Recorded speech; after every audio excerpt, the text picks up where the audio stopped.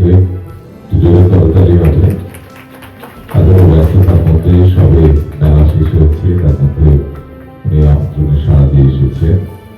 উত্তরীয় প্রদান করা হচ্ছে, পুষ্পস্তবক উত্তরীয় প্রদান, সেই সঙ্গে স্মারক আমাদের প্রধানকে, আমাদের পরিবারেরই একজন রাজনীতির পুষ্পস্তবক উত্তরীয়, এবং সেই সঙ্গে চঞ্চল ঘোষ দেবাশিস বাবুকে আমাদের অনেক শুভেচ্ছা এবং অভিনন্দন, সেই সঙ্গে উত্তরীয় এবং আমাদের স্মারক,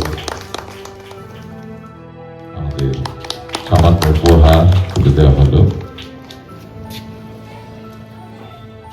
হ্যাপি নিউ ইয়ার। এটা নতুন বছরে আমরা পা দিয়েছি।